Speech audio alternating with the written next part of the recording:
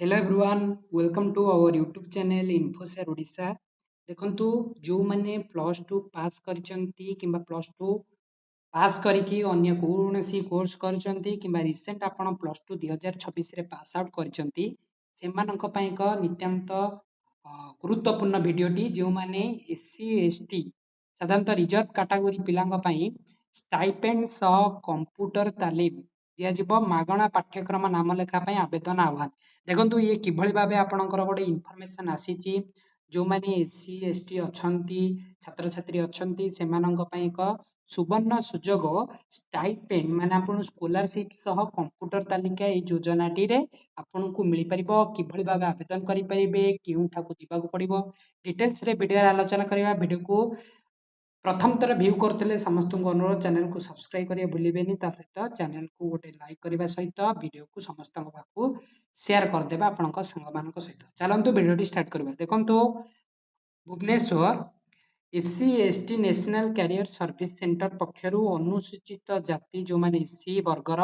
अनुसूचित जनजाति एसटी युवक युवती मानक पई मागणा स्टाइपेंड आधारित कंप्यूटर पाठ्यक्रम आसंता जुलाई रु आरंभ हेबाकू जाउअछि माने जुलाई मंथ रु आपणकर एई शिक्षाटी आरंभ हेबाकू जाउछि युक्त 2 पास करिथिले माने करिथिबा 18 रु 30 वर्ष जो माने प्लस 2 पास करिसंती सेमानकर जदि एज 18 रु 30 18 रु 30 वर्ष बयस पर्यंत एससी एसटी छात्र छात्री एई सब पाठ्यक्रम लाभ नहीं पारिबे स्वतंत्र कोचिंग स्कीम 18 रु 27 वर्ष एन एन माने NILIT नाइलट जोटा नाइलट जरिया रे ओ लेवल पाठ्यक्रम O level computer hardware maintenance तालीम ऑफिस ऑटोमेशन अकाउंटिंग एवं पब्लिक सेगुडी सब कोर्स आपण करि परिबे विदाउट एनी कॉस्ट रे माने आपन को फ्री रे ए कोर्स प्रोवाइड करबा सहित समस्त स्टाइपेंड मिलिबो बा स्कॉलरशिप टी मिलिबो समस्त एससी एसटी जदी आपण एलिजिबिलिटी फुलफिल करूथिबे माने प्लस 2 पास आउट करथिबे वीडियोटी को समस्त को शेयर करजंतु देखंतु आदि कोर्स 1 वर्ष पई 1 ईयर पई तालीम दिया जिवो माने ट्रेनिंग दिया जिवो संपूर्ण मागणा रे ओके देखंतु एथि सहित 1 वर्ष पर्यंत मासिक 1000 टंका माने मासुको आपनको स्टाइपेंड मिलबो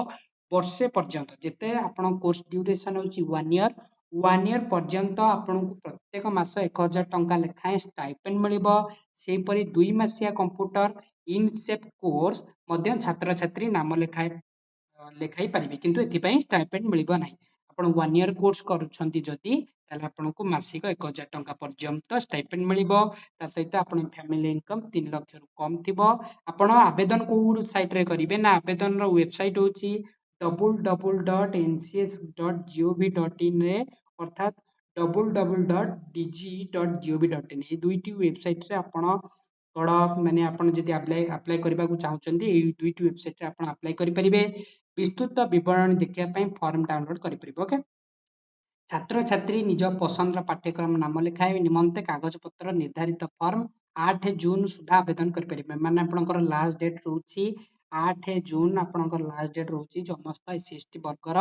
पिला जदि सुविधा सुजोग पाइबा पाई देखंतु आवेदन और अन्य सूचना पाई छात्र छात्री भुवनेश्वर पोखरी पुट